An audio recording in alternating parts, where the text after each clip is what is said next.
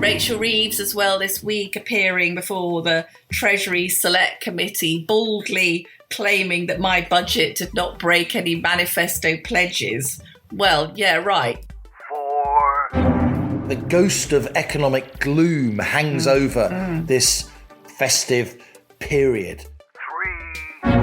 No, he's a child. He's the same age as my eldest child. I can't possibly... 2. It's a highly coordinated smear campaign, one of the most coordinated smear campaigns I can remember in my lifetime in this country, actually. 1. We have liftoff. Welcome once again to Planet Normal, the Telegraph podcast with Alison Pearson. Hello. And me, Liam Halligan. Keir Starmer's now just a caretaker Prime Minister. That's what some ministers are anonymously telling newspapers. And it was the theme used by Kemi Badenoch when the Tory leader confronted Starmer in the House of Commons during Prime Minister's questions on Wednesday. Yes, it was only in July 2024 that Starmer's party won a stonking 170-odd seat majority at the last general election. But Labour took just 33% of the vote on a historically low 60% turnout. So Starmer's party has only ever been supported by 20% of the electorate, far from a strong democratic mandate. And since they've been in office, Labour's presided over economic slowdown and rising government borrowing costs, as a sense of doom has hung over the UK. Unemployment's up, and at least part of the reason is Chancellor Rachel Reeves' sharp hike in employer national insurance contributions. The number of illegal migrants has also been rising, and some of those controversially housed in hotels across the country have been responsible for a string of attacks on young girls and women, calling into question Labour's refusal to process asylum claims, while those entering and staying in Britain unlawfully in small boats and by other means are instead held overseas. Having postponed local elections in some constituencies last year, the government's now delayed elections for newly created mayors in 4 more areas of England: Greater Essex, Norfolk and Suffolk, Hampshire and the Solent, and Sussex and Brighton. Instead of May next year, these contests will now take place in May 2028, 2 years later. Reform says the government's running scared and ministers are worried Nigel Farage's party could win these contests. We'll be hearing later from Reform's head of policy, Zia Yusuf. But before we get on to all that, let's talk about something festive, the Telegraph Christmas appeal. I sadly wasn't able to help with the phone-in this year. Last weekend was my dad's funeral, but you were there, Alison, and our fabulous Telegraph readers, as you described so beautifully in Wednesday's paper, link in the show notes, helped restore your faith in humanity. They did indeed, Liam. I think we were all braced for a big downturn in donations because, as we know, in Rachel Reeves's booming Britain, everybody's taping what fibres they have left to the bottom of the cat. But funnily enough, perversely enough, I think Telegraph subscribers and Planet Normal listeners, I think everyone just thought, sod it, let's give away such money as Rachel's left us with to good causes. We had 4 excellent causes, including motor neuron disease, prostate cancer association, a lovely charity that gives support to veterans who are lonely. And we had, Liam, in the office, canine companions, which meant some pretty gorgeous golden retrievers lying around the place. I felt I needed a support dog. I mean, I know you're kind of are my support dog. But, anyway, people were very generous, and the spirit was, we're going to give, despite the dreadful Rachel from accounts, we're going to give what money we can. And I had a fantastic donation. Chris rang in from the Isle of Man and said if he could speak to Alison, he would hand over $5,000, which he duly did. So wow. Thank you, Chris. I mean, you'd usually pay me not to speak, wouldn't you? But there are people who want to hear my voice, Halligan, if you can believe it. Perish the thought. Perish the thought. It's a fantastic tradition we have at the Telegraph. Our columnists come into the paper. We all dress up in reindeer jumpers and, crazy dealy boppers, as they used to be called, and put tinsel around the place and drink some mulled wine and scoff some turkey sandwiches. It really is the beginning of Christmas. I'm so sorry I couldn't be there this year because we've got a tradition of sitting next to each other and taking calls. Thank you so much to all our readers who donated money to our 4 excellent charities, as you outlined. And we're putting a link in the show notes to this episode if you would still like to donate. We know times are tough for lots of families. We know that money is short and consumer sentiment is down in the dumps this Christmas. And yet we still find we have readers who are generous and giving something in order to mark the festive season. And that's absolutely fantastic. And crikey, do we need some Christmas cheer, if we're still allowed to call it Christmas cheer in Starmer's Britain, because this caretaker prime minister now, I think that sobriquet, that label is really starting to stick. The sense that, astonishingly, Alison, even though we're a long way from 2 years on, barely 18 months on from an election, in the aftermath of that victory in July 2024, you had all kinds of bien-pensant columnists saying, oh, the adults are back in the room and there's going to be 2 terms, 3 terms of Labour. He's the second coming of Blair and all the rest of it. Some of us here on Planet Normal, I think we both said very early this would only be a 1-term government. It may not even get to that. It may not even be that Labour get to the end of this parliament, scheduled to wind up by August 2029 at the latest. That's when an election has to be held by. I'm thinking we could have a change of leader way before that, possibly in the aftermath of the May 2026 local elections. Labour having cancelled those mayoral elections in the 4 areas that I outlined at the top. Outrageous thing to do, it strikes me. I think now we're getting a sense. We watched PMQs together, didn't we? Prime Minister's Questions, as we came to record this on Wednesday afternoon. I do think Kemi Badenoch is starting to get some cut through. And I do think a lot of people on Starmer's own government backbenches now are planning for the next leader. Quick Velma stat. We haven't had one of those for a while. So 23% of all Labour voters think Starmer should quit immediately. A further 22% think he should definitely go before the next election, and only 34% think he's fit to lead at all. And as you said at the top, Liam, this is a diminishingly small group of people, right? This isn't 34% of the electorate. This is 34% of the relatively small number who voted for Labour. And as quite a few of us said at the time, it was a loveless landslide. This wasn't the sort of great wave of euphoria that swept the Blair government into power. I thought it was really interesting watching Prime Minister's Questions today. Starmer seems to be increasingly detached from reality, with Rachel Reeves sitting next to him. You thought she looked like she was going to burst into tears again, didn't you? I mean, how on earth she's still hanging on to her job? It suggests the parlous position they're in. I think that they've lied and lied. She's lied to the electorate about the state of the public finances, largely so she could basically take more taxes off productive people to give them to Labour's client group, including immigrants with larger families. In fact, as you said, Liam, Kemi Badenoch, Tory leader's doing very, very well. And she's got a very profitable line of attack. Kemi called it the benefits street budget. That's an astonishing redistribution of wealth. Planet Normal listeners, I think, were very struck by some of the emails we had last week, particularly 2 from very hardworking young men, Peter and Alex, talking about working their guts out, getting good qualifications, being done for extortionate rents and repayment of, education debts and so on. And how must people like that feel who can't afford a place where they could even begin to think about starting a family, to know there are 1,000 families in Hackney, in East London, on benefits, between 5 and 6 children between them, each family qualifying for a windfall of £74 million paid for by tax threshold increases on 340,000 hardworking British people. Hard to think of a more damning economic statistic. So well done to Kemi Badenoch's team for digging that up.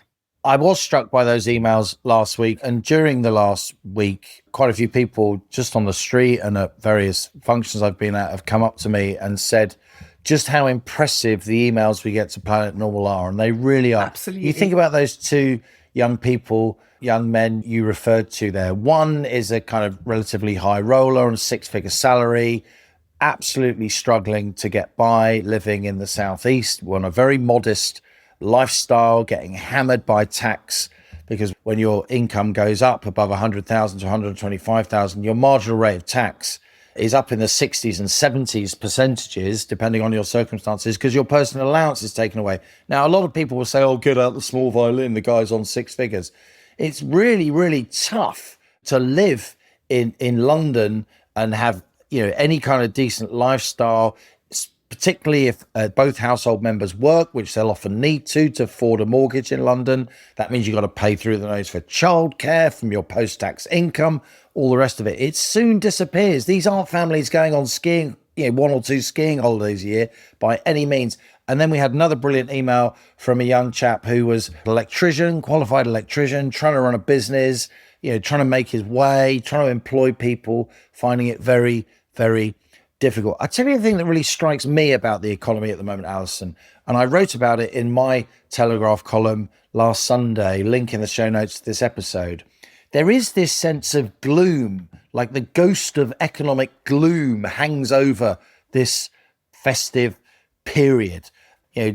Wonderfully generous Telegraph readers being a notable exception.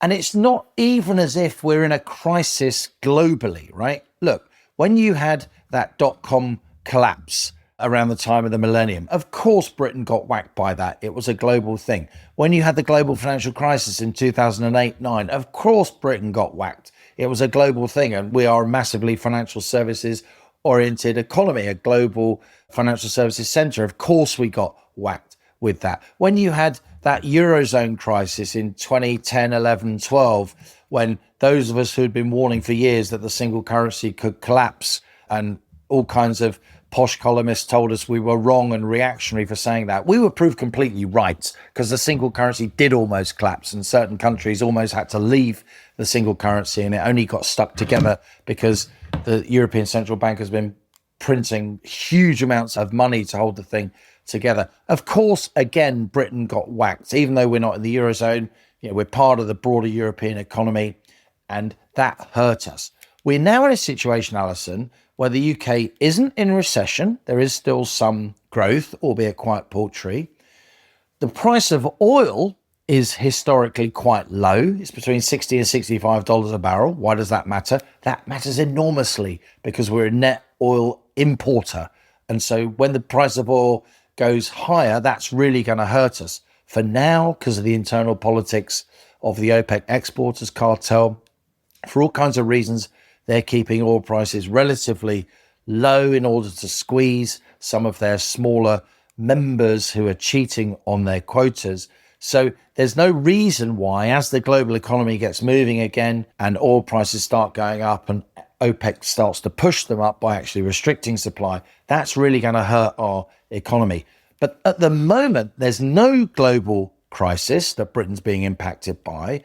The UK isn't in recession for now, and the oil price, which impacts us massively as a net oil importer, is benign. It's low. For all those reasons, the UK economy should be feeling pretty chipper. There should be a lot of optimism in the air, particularly in the run-up to the festive period, which is the busiest retail season of the year, obviously. And yet we are a long way from that, even though global conditions are relatively benign, even though the oil price is favorably low for us. How's it going to feel when oil prices start ticking up? How's it going to feel as and when we get some proper turmoil on global financial markets, which a lot of people are predicting? So, I hate to say this, and I don't just want to be the sort of typical dismal scientist, as people often call economists. After all, I am only the number 2 economist on this podcast now, because you've absolutely trounced me. Yeah. But that was my sense writing my column last weekend, that it really shouldn't feel this bad, and yet it does. And we see that in repeated surveys of business opinion, in repeated surveys of consumer opinion. So I guess what I'm saying is, even if you feel it's bad now, it could look a lot worse before it looks better. But can't things, obviously as the podcast leading economist, I should know the answer to this question I'm about to ask you. Things can be going on in the sort of interstices of things, can't they? Things can be anecdotal things. So we had one listener who said that they weren't getting Christmas presents this year because there was a few jobs that needed doing around the house. So they were going to be paying for those instead with the Christmas present money. And she said, it will feel a bit strange not to have anything to open. Now, I don't think that's a particularly hard up family. I think that's a sort of mental adjustment. So I think that obviously, as you say, things shouldn't be as bad. But I think why they are as bad is because of active stupidity by the government. So Starmer in the Commons today, Wednesday, had the absolute gall to stand there and say, we've created the conditions for economic stability, with the plane falling out of the sky, all the warning lights on the dashboard are flashing. And it feels like he's living in some sort of parallel universe, this Labour government, where everything is tickety-boo. And I'm convinced, Liam, more and more convinced, it's because they think they're doing the right thing. You see, things may be bad, but they're virtuous. It's that kind of Malvolio thing in Twelfth Night, isn't it? I think Sir Toby Belch says to him, dost thou think because thou art virtuous there shall be no more cakes and ale? And this is very much the Starmer government. No more cakes and ale or bottles of Baileys for you, Alison Pearson, and your ilk. You've had enough. You've had enough. You've had enough. We'll be bunging your Baileys money to Mr. and Mrs. Khan in Tower Hamlets with their 19 children by 3 wives, and you'll like it. And he said, actually, as you said, Kemi Badenoch clearly enjoying herself now at the dispatch box. It's very cheering to see. Really having a go at him. He's claiming energy bills have come down by 150 quid. Yeah, right. Come down from what?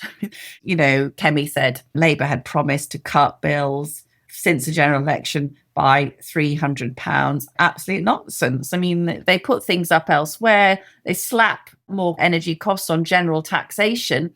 And then they say, oh, look over here. Did your kids ever go through a phase of doing magic, Liam? When they're really bad at it.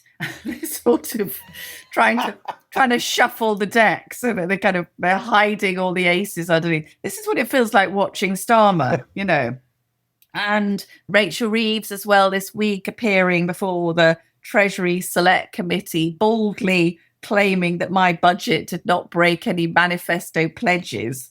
Well, yeah, right. If you think freezing income tax thresholds, increasing taxes on working people, while claiming that you haven't increased taxes on working people. People are not stupid, Liam.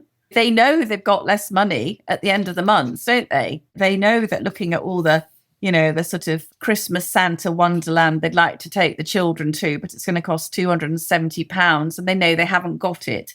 And I say that's in the bigger economic picture. You've got all these millions of small decisions which I think are driving us towards a recession, I would say. Somebody asked me earlier this week if I thought Rachel Reeves had the brains to be Chancellor. And I said, I think she's got enough brains to be, an okay Chancellor in normal times. But these aren't normal times. And the brains that she has got, she's actually using them not to stabilise the UK economy, not to increase confidence on international markets so we can keep paying our way in the world. She's using what brains she's got in order, as you hinted at there, to try and convince us that the world is as she wants it rather than the world is as it is. And she's engaging in this subterfuge because she does believe, like so many people on the left, that she has a monopoly on virtue. And the only reason you could possibly disagree with her or point out inconvenient facts is because you're a bad person. And she's not a bad person. She's a good person. So any degree of subterfuge that she may engage in is justified. It's like a Machiavellian thing because she can then, stay in power and do what she thinks are good things, like borrowing loads of money and bunging it at people who should be at work, who aren't at work, frankly. Take, say, jobs tax, which we've often mentioned here on Planet Normal, the £25 billion annual increase in employer national insurance contributions. Yeah, the Bank of England is now telling her this has caused a slowdown in the labour market and a reduction of hiring. All kinds of independent economists, all kinds of business sentiment surveys, all kinds of academics. Yeah, they can't all be terrible people and only Rachel Reeves is a nice person. And this came to a head, it was in the House of Commons earlier this week. Esther McVey, of course, former Tory cabinet minister, pretty sharp lady, no slouch. She made the point in the Commons that when Rachel Reeves says that the workforce is doing really well and that hiring is up, it's not actually true. And they had a kind of exchange of statistics. And as the junior economist on the rocket, let me just tell you what you already know, as it were, because it's true, as Rachel Reeves says, that the number of people in employment has increased so far in 2025.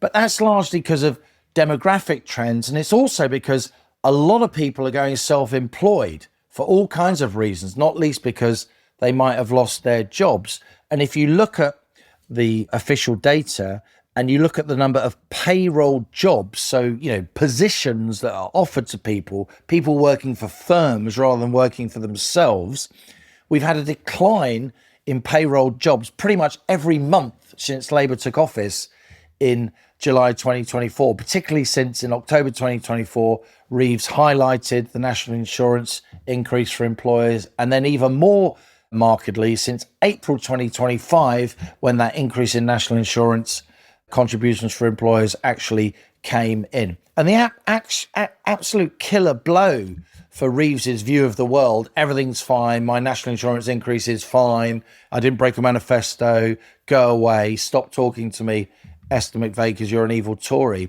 Look at the headline rate of unemployment. It's up there in flashing lights on billboards, statistically. The headline rate of unemployment was 4.2% when Labour took office in July 2024, and it's now 5%, the highest since 2021, the depths of lockdown, and rising. And almost every independent forecaster from, the OECD to all kinds of business think tanks. The OECD, of course, is the independent Paris-based international think tank. They say UK unemployment is going to keep rising upwards. But she keeps saying that it's not true. She keeps countering with increasingly thin statistical analysis what is actually happening. And guess what? The UK already under the Tories had a reputation for playing fast and loose with statistics, the way we put so much of our national debt off balance sheet, public sector pension debt's off balance sheet, private finance initiative stuff's off balance sheet, the way the Bank of England and the Treasury account for, their various dealings, a lot of that stuff is off balance sheet. And now you have the Chancellor of the Exchequer in the run-up to a budget saying, I'm not going to raise income tax, I am going to raise income tax, I'm not going to raise income tax. And then she's called out by the Office for Budget Responsibility for deliberately misleading and overestimating the fiscal trouble the UK is in just ahead of the budget in order to justify tax rises so she can then afford to bung loads of money to, as you put it, Labour's client voters. This does not look good. Just at a time when we need maximum credibility on international markets to try and borrow as cheaply as we can, because our borrowing costs are way higher than any other G7 economy, for her to engage in this endless clever political spin and rhetorical jousting, right? This is not the Oxford Union debating society, right? This is not some student parlour game. This is not some Fabian discussion group. This is the management of the sixth biggest economy in the world. And in that sense, she is not up to it. She does not understand the seriousness of the situation that the UK is in when it comes to our creditors. Final point, Alison. The Bank of England, which I do think is still capable of, good analysis, though I don't often agree with the way the governor of the Bank of England conducts himself, as you know. But the Bank of England brought out its generally excellent financial stability report just this last week. And buried in there is a chart that's really, really scary. And our excellent Telegraph reporters did cover this. I think it warrants a lot more coverage. But what the chart shows is the amount of what we call hot money now financing UK gilts, hedge funds, others, people that are basically in it, not for long-term investments like pension funds that they hold gilts to maturity because they got to use the money, the payment they get from the gilts every month to fund their pension liabilities. What we're now getting is increasingly, how shall I put it, fly-by-night investors getting into UK gilts, maybe using them to, as we say in financial markets, short the UK government, to bet against the UK government.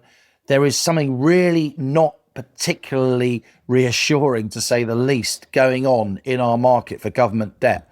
The Bank of England has spotted it and it's put it in its report, albeit buried on page 115, chart 6.2 for Planet Normal listeners who are interested in looking at that chart.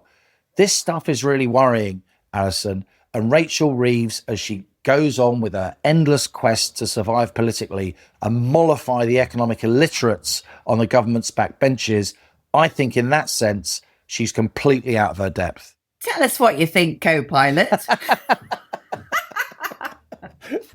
You can't speak too lowly of her, let me tell you. I should just say that despite all this absolutely shameless lying, Labour in one poll this week were down to 11%.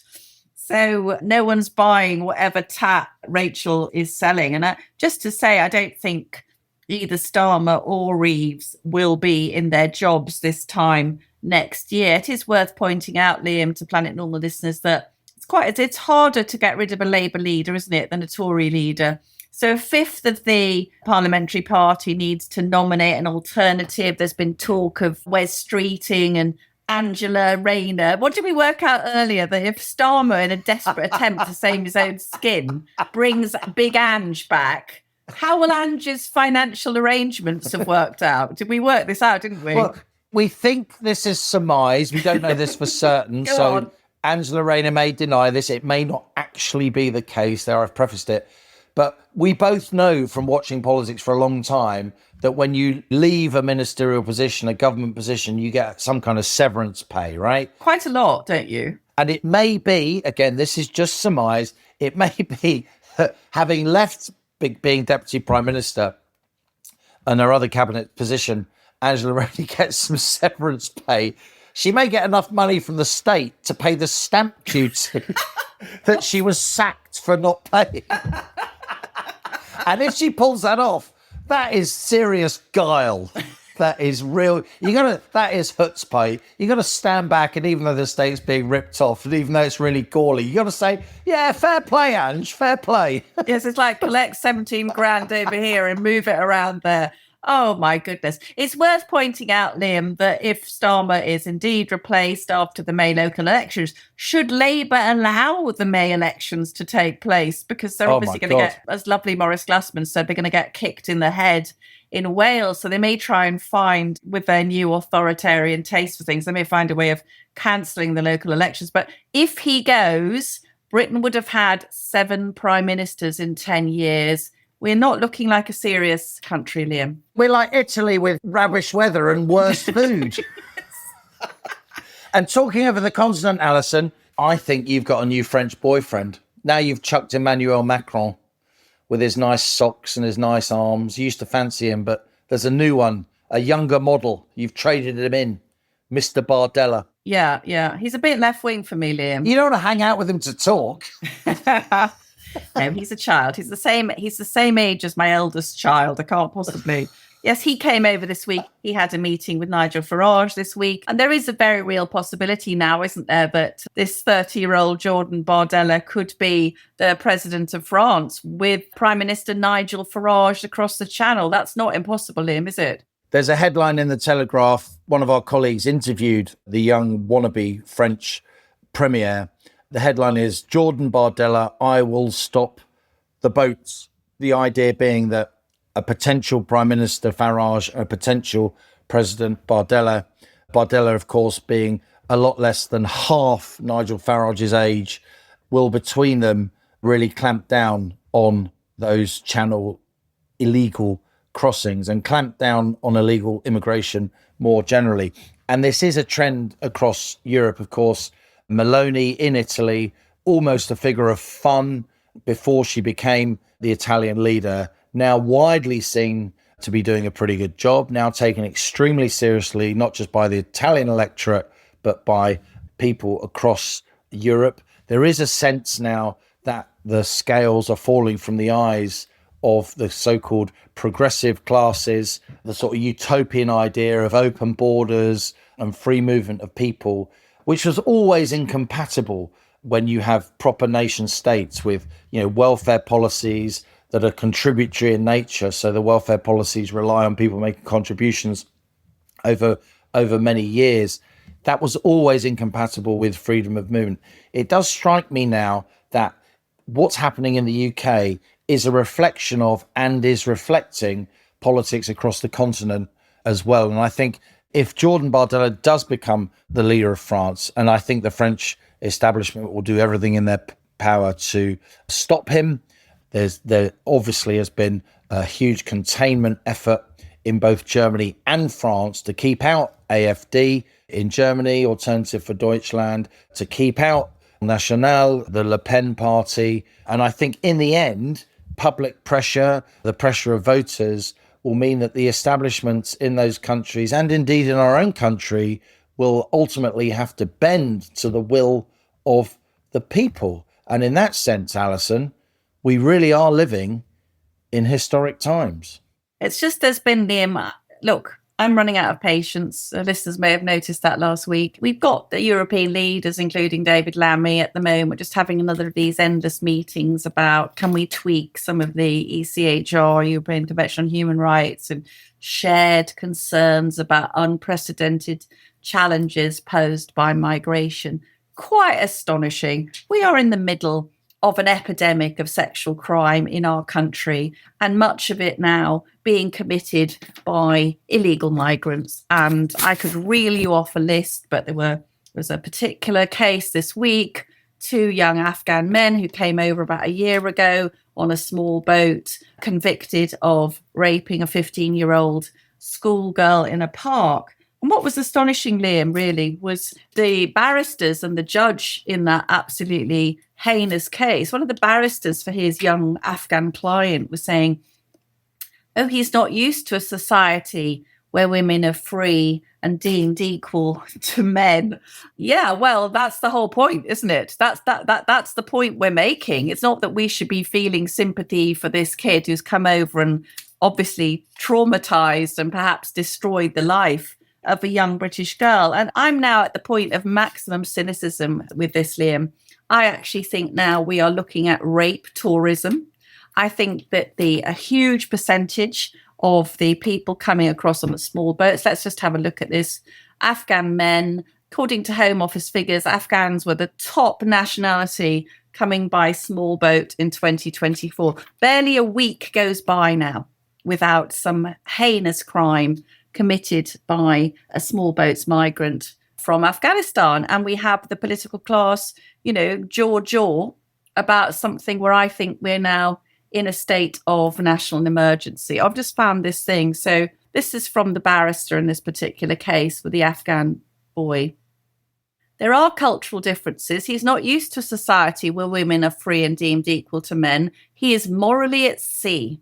There are massive cultural barriers. And the barrister said that this rapist could still be able to make a life for himself in this country on his release from his 10-year jail sentence for raping a young woman. Sorry, it's enough now. And I think what we're going to see in the next few months and years is a growing inability to gaslight the people by saying we've got to suppress this. It's racist to mention the ethnicity of these people when they are exposing, I think, British women and children to extreme danger. And it's going to have to stop.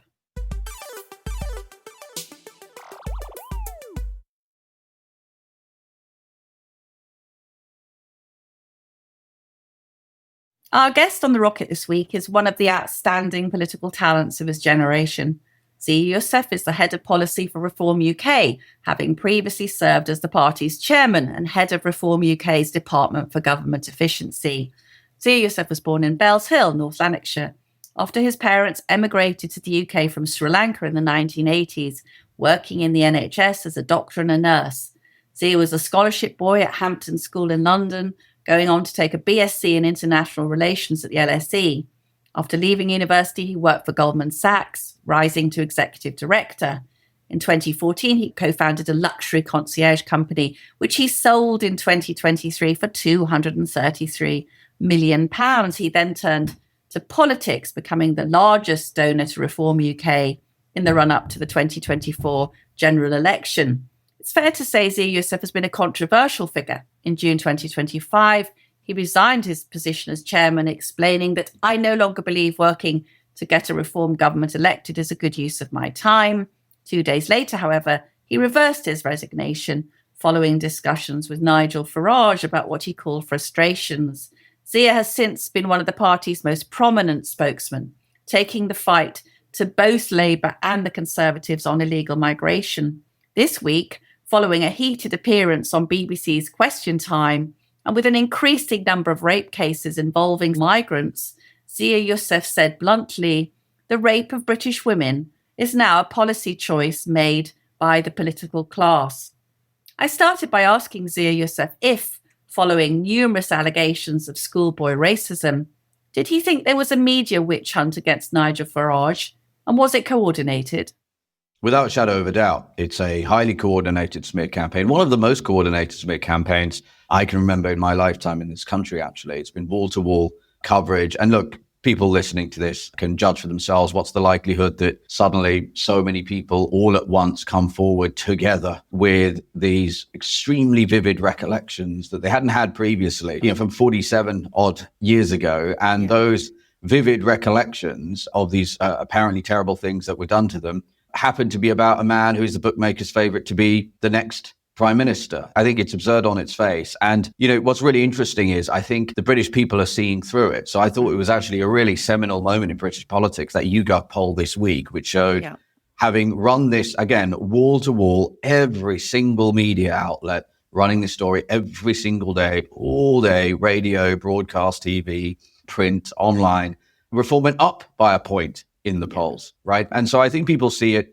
for what it is. People are very much concerned about the state of the country. And one of the things, Alison, I've said for some time is that it's not a surprise that this stuff is happening. This is a preemptive immune response from the establishment, right? Reform is very clearly here to upend the decades-long political establishment that's betrayed the British people time and time again. And so they'll stop at nothing to try to smear us. And they've already lost the argument. So you'll notice that they're not discussing or debating the actual subject matter, immigration, deportations. None of that's really being discussed. It's simply smear campaigns against our character, in particular Nigel's character. And it's very spiriting, actually, that it is not working. You have been doing extremely well. I think you've come top in more than 150 successive opinion polls, including that YouGov one you just mentioned.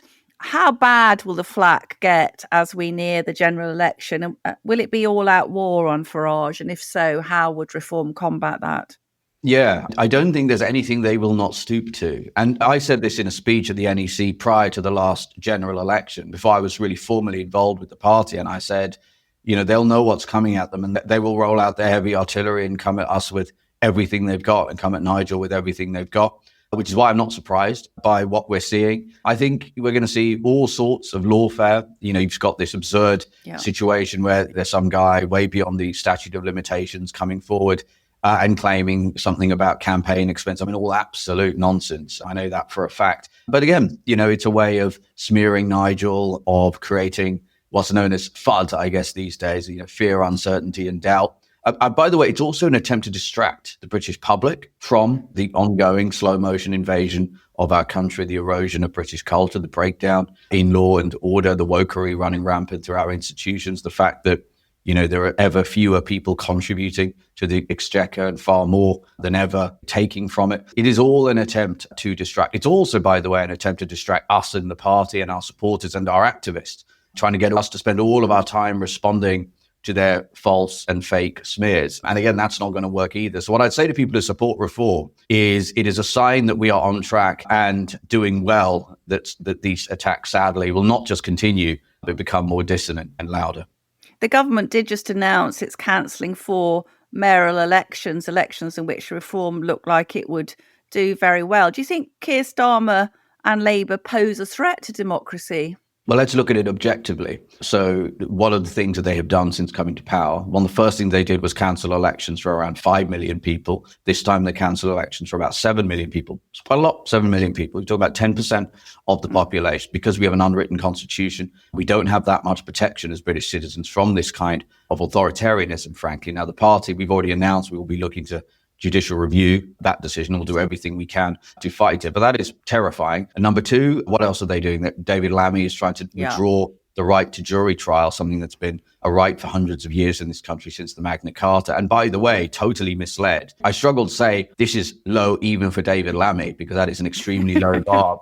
But, misrepresenting basically rape case statistics to make a phony and fake argument for why withdrawing jury trials is necessary. That's extremely dangerous, looking at how many of our citizens are being arrested and jailed for speech offences. And the idea that people are not going to be hauled in front of judges and put in jail for things that they have written online that are politically incorrect without the right to be judged by their peers is for the birds. That is definitely going to happen. Then you can look at Lord Herman, the Attorney General, who of course sets the tone for the judiciary in this country, demanding that Nigel, quote, apologize, right, for these things that apparently he did when he was 13 years old. So again, forget about the presumption of innocence as a concept for the Attorney General. And there you have it. Labour's appointed Attorney General making extremely personal, deeply inappropriate and false attacks and allegations against Starmer's primary political rival. I don't recall precedent for that being there either. Then you've obviously got this endless creeping authoritarianism with regards to the Online Safety Act, the attempts to bring in an Islamophobia law, basically a blasphemy law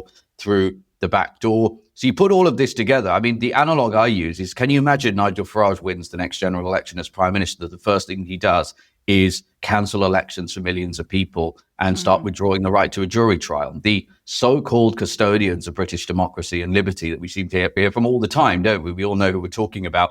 They would be up in arms, right? And yet we do not seem to hear a peep from them. And as I said in a video recently, it's telling that they keep wanting to call us the fascists. And what I would say is just look at what they're actually doing. It seems that every single one of those accusations is, in fact, an admission. Nigel always comes across as very chipper, but I suspect that this takes a toll, as it would take a toll on anyone. Is that what you'd observe?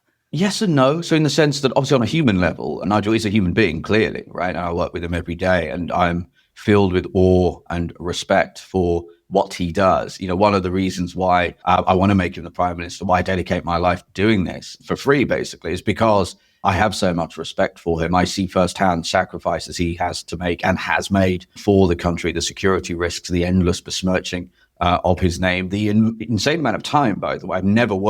I've worked in some pretty, workaholic environments in my career. I've never worked with someone who works anywhere close as hard as he does. So in some ways it does, because it's obviously a big bird to carry, but it doesn't in the sense that it does not have any impact on his fortitude, his willingness to push on. And if anything, actually, frankly, it motivates him and motivates us all the more, because we can see, were it not for Nigel Farage and this reform movement, God only knows what state this country would already be in. Yes, on a personal note, I'd like to say that since the October the 7th massacres, I've done a lot of Jewish events with British Jews, and Nigel has been so notable, showing up, not always for grandstanding purposes, often just being quietly there. It's very funny to me that the BBC, which was responsible for spreading anti-Semitism, would be pointing the finger at Nigel. But anyway, I just want to come, Zia, to your appearance on Question Time last week. It was an immigration special. Turned out there were 2 illegal migrants in the audience, men who had broken into our country on small boats. What happened and what was your reaction to it? I think there were 2 that asked questions. I was told about 5 minutes before we went in that there were going to be some people who came to the country illegally inside the audience. I mean, to be honest, at that point, we become so used to rigged audiences. I mean, again, how on earth in Dover, of all places, a seat that Reform is set to take would take handily if there was a general election tomorrow, something like a landslide. They managed to pack an audience with people who would clap like seals every time Zach Polanski talked about open borders, right? I mean, that's some achievement, even for the BBC. But, this went one step beyond that, several steps beyond that. So how on earth, and this is what I put in my letter of complaint to the BBC about this, what was the editorial thinking here? On what planet does the BBC think that it is appropriate to platform people who literally broke into the country illegally to not just ask questions, but in fact lecture the British public on the national broadcaster about our immigration policy. And I said, it felt like I was on the Truman Show, because you're in this crowd, you basically got everyone pretty much almost this weird consensual hallucination that's going on, where that sort of makes sense in some way. And then he starts reading from his phone all of the reasons why Britain should stay in the ECHR. And I'm laughing because I just couldn't believe what I was hearing. And then he even started talking about the Northern Ireland settlement. And so clearly, he's come from Iran not long ago via France on a small boat and has suddenly become a constitutional expert. I would point, though, to people listening to this, if somebody has come to the country illegally, i.e. the very sort of person we're trying to keep out, and they are extolling the virtues of the ECHR, it might be worth paying some attention to that. I thought that particular gentleman, I watched it again last night, and I thought that he barely understood the question he was reading out. So it wouldn't be amazingly surprising, Zia, would it, if he was a Labour plant, for example? Well, that's what I would ask. Were the BBC aware that either of these gentlemen had been coached in some way? I mean, the other point that I would make was, obviously, Fiona then put to me, while the Afghan gentleman was there, so these are real people and your plan is to deport people who came to the country illegally. And essentially the question was, would you deport that man? I mean, look, I'm going to give the same answer. In the end, we've got to deport people who are in the country illegally, whether the subject of those deportations is 5 meters away from you or 50 miles away. It has to be done. But I do think there was definitely an attempt to do some sort of emotional manipulation in that regard. But look, leaving aside all of those points, how on earth the BBC thinks, the national broadcaster funded by licence fee payers, how they thought and apparently do think the national debate on immigration is one between people who broke into the country illegally and British citizens is so bewildering and so stunning that, frankly, I am still processing that. It was interesting, though, wasn't it, seeing the Green leader, Zach Polanski, obviously giving the line about a compassionate position on borders. We've seen mass immigration presented as a moral good for so long that anyone like you, Zia, who challenges that, who says, sorry, it's actually harmful to us, you come across as Mr. Nasty, boo-hiss, pantomime villain. How do you make the case to the British people when so much of the media is with Zach Polanski? Yeah, so look, I think the first point I would make is the argument, Alison, I think, as you know, on immigration in this country is actually settled amongst the people. The latest YouGov poll shows, and this is YouGov, right? So they're not going to overstate this number, given their biases. It's 70% of the country say immigration is too high. That is an all-time high. The majority of the country want mass deportation. So what is going on with that audience? As I said, it was a stunning achievement, even by BBC standards, to pack out an audience in Dover that would applaud open borders in that way. In terms of the hostile media, well, that's just something we've had to deal with. We will have to continue to deal with it. And I'd actually say, Alison, they really overplayed their hand here, don't you think? I think they've shown themselves up. I think most normal people in this country would absolutely think it insane. They would think it as insane to bring illegal boat migrants onto BBC Question Time to lecture us on immigration policy as it would be to, for the BBC to cut to tax evaders, convicted tax evaders for their view on the budget, right? Or convicted burglars about law and order. And, if we're talking about compassion, here's the really important thing.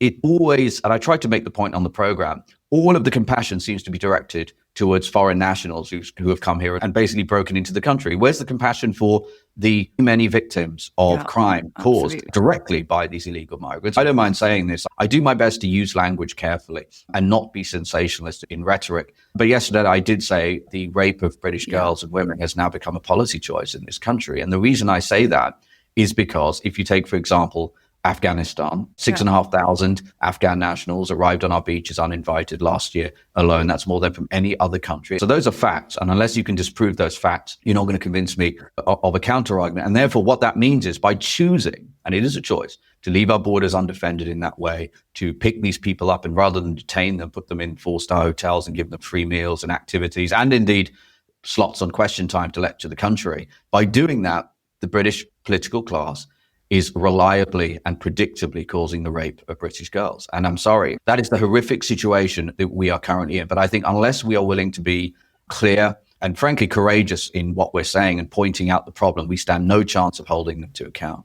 I mean, that is about as damaging an allegation as it would be possible to make against any country. And what we saw this week, I mean, there's been a spate of rapes and murders by Afghan men, and 2 small boat migrants were jailed a couple of days ago for raping a 15-year-old girl in Leamington Spa. And I was very struck by what the defence barrister said about his client. He said he was not educated about the cultural differences between the UK and his native Afghanistan. He is not used to a society where men are free and equal to women. Now, speaking as a British woman, I don't care whether he's educated about our society. He shouldn't be here if he thinks that attacking British schoolgirls is in any way a valid point of view, should he? Well, what that defense lawyer for the illegal migrant was doing, albeit inadvertently, was making the case for our mass deportation program and the securing of our borders. That's what he was doing. I mean, that's the point that Nigel made too. You know, when Nigel Farage says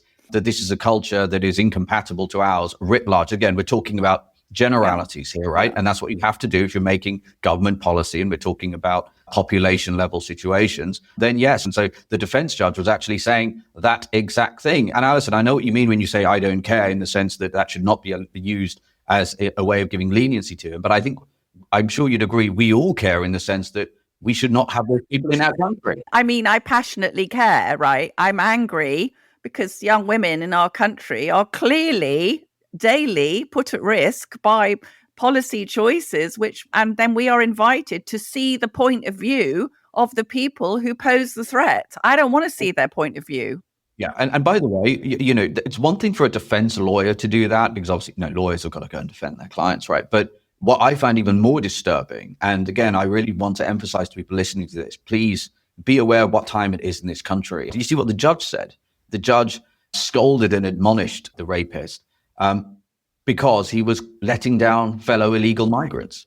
Yeah. He basically said, you have let down your compatriots who are, quote, also coming here to flee persecution.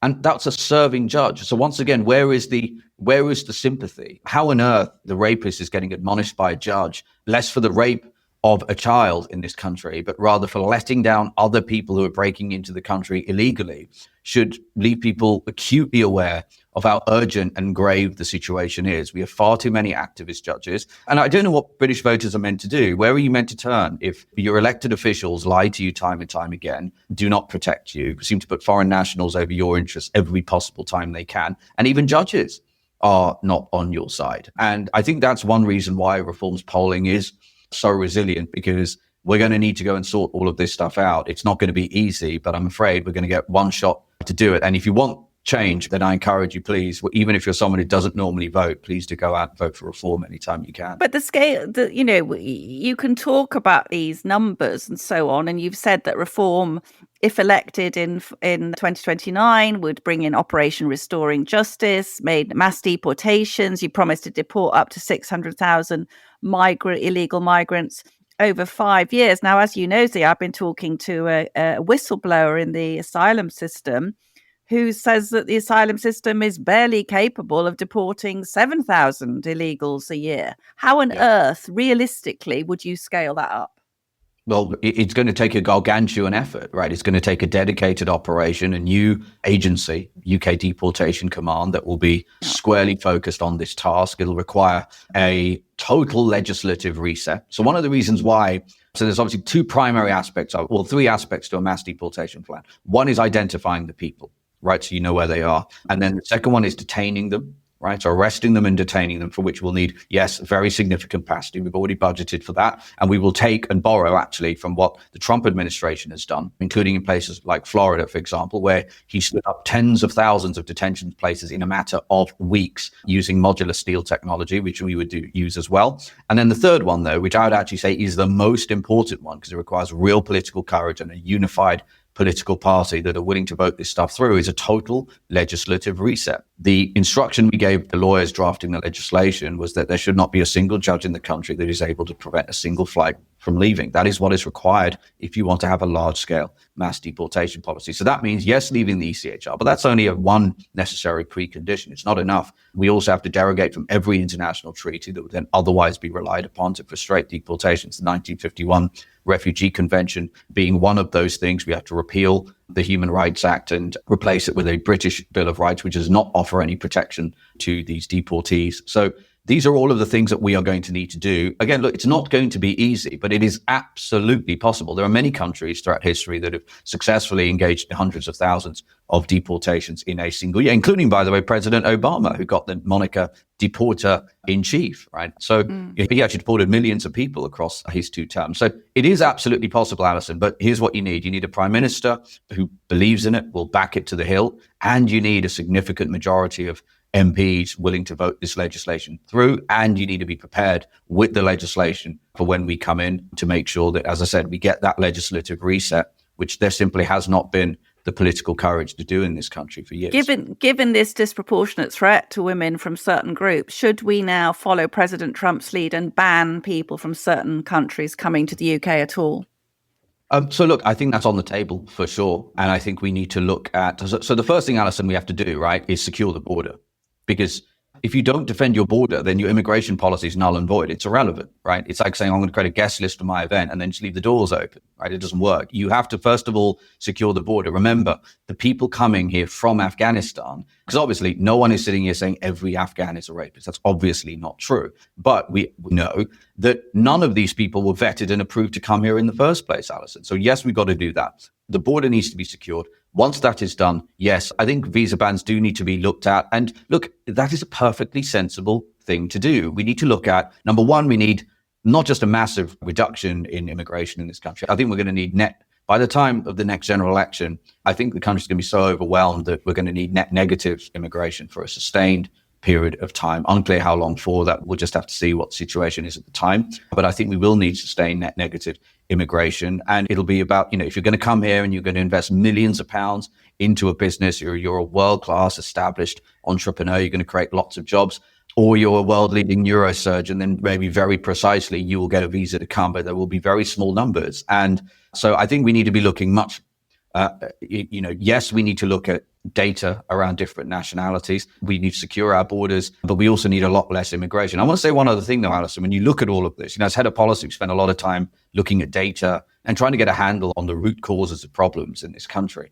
It's incredible to me how little data is out there, that the government basically hides most of the data around this stuff. So we don't know how much foreign nationals cost the NHS, for example. We know it's an enormous number, but we don't know what it is. We don't know how much it costs in terms of social care. We don't know how much it costs in terms of pensions. We don't have the data around crime. So if you go and look at the data, we've FOI'd every police force in the country, and we found only in a tiny minority of instances do the police log the nationality of the offender. And in most cases, they don't even verify it, right? And think about all of the questions that the police ask and should ask. So there's obviously a concerted attempt to conceal the truth and this data from British people. And by the way, the only reason we are even able to talk about the 2 Afghan rapists who brutalized the poor 15-year-old girl is because the judge overrode and declined the request of the defense lawyer not to share his name because it would, quote, risk social disorder. And as I said yesterday, surely it should be a sign. If you have to hide the truth from a populace, lest you risk social disorder, maybe you want to take a long and hard think about the set of policies that have led us to this point. Just to come some nuts and bolts here, with a party that needs to expand as fast as reform, is there a problem in keeping tabs on quality of candidates? And we have had some Planet Normal listeners saying quite crossly, why reform taking in these conservative defectors? Aren't they part of the failed consensus? What would you say to those 2 questions? Yeah, well, look, I totally understand where they're coming from with that. What I would say is the ones that you see that are accepted are tiny, an infinitesimal percentage of people who tried to come. And look, I do think we're at a stage now where if you're a Tory and you haven't come over at this point in time, you've really got to question what people's motivations are. Now, there are good people inside and have been good people inside the Conservative Party. And there is something to be said for, I think we're going to have a formidable battle on our hands, Alison, with the blob if we win the next general election. They will make it extraordinarily hard. And so there is something to be said for having people. Yeah, they didn't defeat the blob, that's true, but they've been in that battle and they might be able to tell us what is around certain corners and help save us some time. And so that's what my response would be. We're acutely aware of it, and just be assured the vast majority of the Tories who try to come across are refused. But I'd also say this, if you're I've already said this publicly, if you're a former Tory MP who lost your seat last time, and you're a good person and you join Reform, that's cool. You can join the political party, but you should not assume you're going to get selected for a seat. So if people think that Reform is going to allow someone who lost their seat last time to see Reform as simply a vehicle of getting their MP salary back, they've got another thing coming. What I would say is we're aware of that concern, and I totally understand it. Frankly, I share it. But just be assured that, we're being very deliberate and exacting. Have you had some prominent names wanting to jump ship? Can you give me any hints? Oh, yeah, of course. I'm not going to give you the names, but of course. Yeah. Go on. No. Look, I would never do that, because as soon as I do that, I'm betraying trust, and the whole sort of thing there breaks down. If somebody's having a confidential conversation, we need to be able to retain that ability. Yeah. But yes, sitting Tory MPs have made attempts to come over and the parties declined them. So again, that's the really important point to make. Someone like Danny Kruger coming along has been a huge addition to our party. Yeah. He's doing hugely important. He's a brilliant man, he's a deep thinker. He's a very devout Christian with great values. And, he wrote a book basically about family, community, country, and he's doing really important work over the next few years to help us prepare for government. That's the sort of person I think would be foolish to look a gift horse in the mouth. As Reform has obviously moved the Overton window hugely, particularly on things like immigration and benefits, do you see Kemi Badenoch now? Do you see the Conservatives reviving in terms of coming out with far more sort of red meat, hardcore policies? I think they're probably doing more stuff, but people aren't really listening anymore. Look, the Tory brand is so broken, right? And maybe they'd have had a chance of resuscitating it if there was an alternate offering in the form of Reform, basically. And I don't think they're ever going to be able to. If by red meat, you're talking about, deportations and stuff. I mean, these people had 14 years. The only advantage they might have over us in terms of deportations is if they kept the names of all the millions of people they shipped in, because we're basically having to repair the mess that they created. Almost every time they talk about any policy proposal, it is an arsonist, firefighter turning up at your door, having burnt it down, and offering to help rebuild it. It's actually farcical. I mean, even the stuff on welfare. When they talk about how many people are politically inactive and having a go at young people, the Tories created all of these problems, right, through their policy choices. Even through things like COVID, they try to blame COVID for everything. Well, of course, COVID was had some impact. But look at the policy choices of a country like Sweden, for example. They had the courage to make very, very different choices and has therefore emerged in a very different state. So, no, look, I think the Tory party, I think small c conservatism must live on in this country. And the only way for that to happen, basically, the Tory party must die.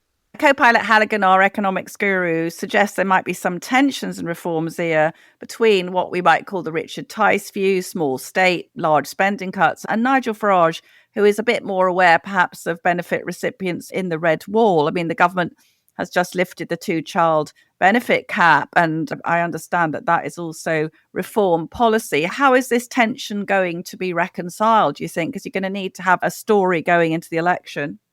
No, I mean, look, that's basically a fake narrative that's been created. So if you talk about the 2-child cap thing, I think the Times claimed that our economic policy had more in common with Tony Benn, I think, than just absolute insanity. So no, here's our position. So let me be crystal clear. Our policy is to reinstate the 2-child cap for every family other than UK citizen families where both parents are in work, which is a tiny proportion of those people. And I think it is morally the right thing to do to help such families. That's only going to cost about a couple of £100 million a year. Large, number in absolute terms, tiny in the grand scheme of things. And so that policy of reinstating it for every other family is going to save about £3 billion. We've already announced over £9 billion of savings by 2029 in terms of our PIP reform. That was just PIP, by the way. You're going to hear a lot more from us in terms of getting people back to work. Nigel's already said there is going to be no bigger champion of people who set their alarm clocks in the evening and go to work than reform. Again, the notion that the Tories, the arsonist firefighters, are going to be the panacea to the country's dependency on welfare. Again, they were the ones who created this problem. They ran a deficit in every single one of their 14 years. They almost tripled the national debt. They took the tax burden on working people to the highest level since World War II. They basically did all the same things that Rachel Reeves is doing over a much longer period of time. So no, there isn't any tension about that at all. We do need to be practical. This is a competitive world we're living in. And so, for example, sometimes people say, oh, well, Reform wanted to nationalize things. Well, yes, we did put pressure on the government to nationalize British steel because the country got within hours of being unable to produce primary steel. Unless you're a moron, then you would understand why it's critical from a national security perspective to be able to produce steel in this country. And we should ask ourselves why the Chinese, pulled out 4.8 billion tons of coal last year and are producing steel like nobody's business. And in fact, owned British steel and ran it into the ground. You just couldn't make it up. And again, all of this happened because of the mad net zero policies implemented by whom? Signed into law by whom? The Tories. Oh, we owe Theresa May a huge debt, Zia. Come. She's a very underrated candidate for worst prime minister ever, by the way, because she was so forgettable. Do you see what I mean? Again, it was a self-immolation for the country, wasn't it? I mean, just think about how much better people's lives would be if we didn't have all of those shocking decisions. I know, but we have to laugh. Finally, last question. You're a bit of a man of mystery. I wanted to ask you about your story as son of immigrants. I know your parents came over to the UK and worked in the NHS. You've talked about mum being a care worker. What was the experience of the young Zia growing up as a non-white son of immigrants, and what made you love Britain? I was born in a little town called Bellshill up in Scotland. My dad had just qualified as a paediatrician, so my family didn't really have much resources. They had to go wherever the work was. So my elder brother went to 6 different primary schools, which was really tough on him. I was quite lucky in the sense that by the time I started going to school, we were quite settled. So I went to school in Hampton. And I feel like I owe everything that I've been able to do in my life to this country. The country welcomed my family with open arms. They were so hospitable, and they gave my family and me an opportunity set that I think is unlike any country in the world. And it's one reason why I'm in politics, actually. Maybe the main reason is I want to make sure that young people in this country get at least the same opportunity set that I had. And I worry that that's been closed off in so many different ways. And it pains me to see British culture, the culture that I love, as I said, that gave me so much opportunity, be trampled on and be besmirched. And for British people to be told you should be ashamed of your history and not be excited about the future and just accept managed decline from a kind of a corrupt political class. So everyone has ups and downs in their childhood. But, my parents gave me love. They gave me a great education. I had great friends. I studied at the LSE. I then went to work in the City of London for a couple of American investment banks. That gave me a really good insight into what makes great companies, what makes less good companies, how economies work. And then I started a tech company in my basement with one of my school friends. And thankfully, 9 years later, we had a really good outcome and we sold that to an American bank. And after that, I was in a position where I was in a very fortunate and blessed position to not have to work for money anymore. And when Nigel said he was coming back to the front line to lead reform and try and turn the country around, I thought this is the opportunity of a lifetime to see if I can help contribute to building something to do that. And so far, it's gone even better than I could have hoped. It's the most meaningful work I've ever done, and I'm very grateful to be doing it. Does Mum say, Zia, you work too hard? She's been saying that for such a long time. She, as long as I go home once a week and have dinner with her. I expect she's quite proud of you on the quiet. Anyway, that was brilliant. Thank you so much for joining us on Planet Normal. Zia Yusuf. Thanks, Alison. Well done, Alison. A very interesting interview there with Zia Yusuf, who's head of reforms policy operation at the moment. He's not an MP, but maybe he soon will be. We'll have to see. But he's certainly an extremely influential person at the top of the party. That triumvirate there of Farage, Tice and Yusuf now really driving the party forward, with other people joining all the time. Yeah, I think he's by far, one of the most impressive people in public life at the moment, Liam, and he has a real authentic passion, I think, about these things. I think too many of the political class see it as a bit of a game, and he really doesn't. He thinks the people who got our country into this terrible state are traitors, and I tend to agree with him. I also think it's interesting that he's the son of immigrants. And again, some of the most effective people in politics at the moment are the children of immigrants. They seem to feel our plight more keenly, than people who've been here for centuries, which is interesting. Also very interesting, Liam, that despite this huge number of smear stories about Nigel Farage not registering in the polls at all, on the contrary. Now on to our listener emails. The messages you send us at planetnormal@telegraph.co.uk. Please keep them coming. We learn so much from you, the citizens of Planet Normal. This is from Paul. Hello both. Alison, I hear you had a major win at the charity phone-in. I did indeed, Paul. My 91-year-old mother had a fall at home and for reasons unknown, her fall alarm didn't go off. After a night on the floor, Mum wasn't in a good way, but an ambulance came quickly and took her to the hospital, where 24 hours in A&E gave her nightmares for the next 2 to 3 weeks. She was then well looked after for the next 4 days, after which the doctors, incredibly generous for their time, said she could go home. Then the problems began, says Paul. The support staff, the non-medical therapists, general form fillers and box tickers stepped in. I quote, "I'm not making it a condition of her going home, but if there isn't a hospital bed in her bedroom, she can't leave." After a day of this, she was cleared again to leave and go home. 48 hours later, during which my mother shouted, "If you don't let me go, I'm going to kill myself."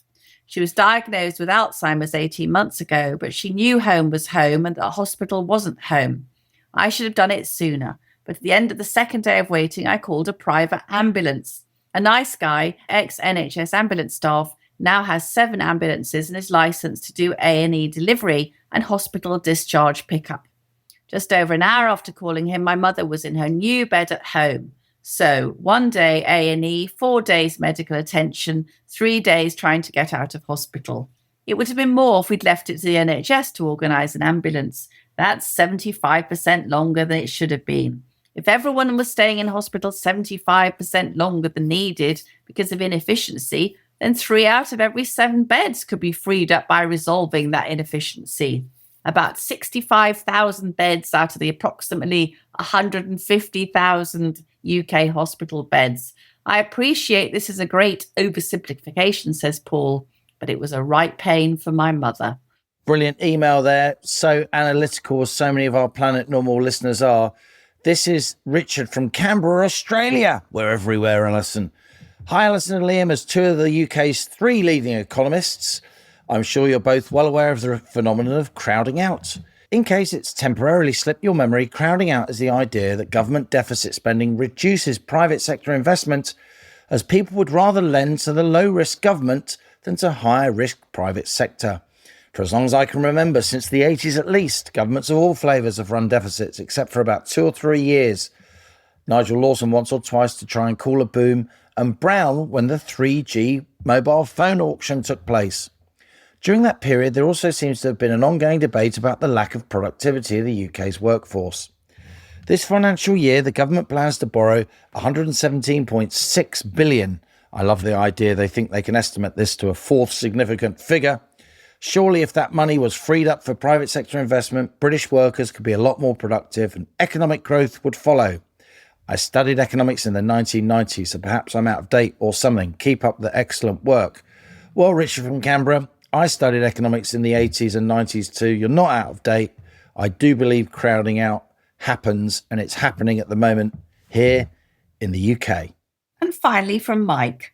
A plumber working in my son's house said he was invited to a party by a friend who wanted to celebrate his good fortune because his son had been diagnosed with ADHD.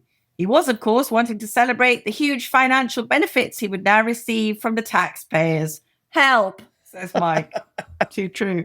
And on that bombshell, that's it from Planet Normal from another week as we leave our sanctuary of sweet reason, our flying refuge of reason views. Email of the week, it's my turn, and it has to be Paul.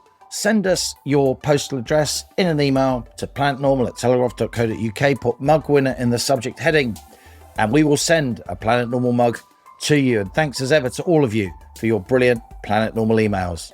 If you've enjoyed this episode of Planet Normal, please do subscribe and leave us a review and a rating wherever you listen. We don't half cheer us up. We need cheering up, don't we, Halligan? We do. And thanks finally to our producers, Cass Ho, James Hodgson and Louisa Wells.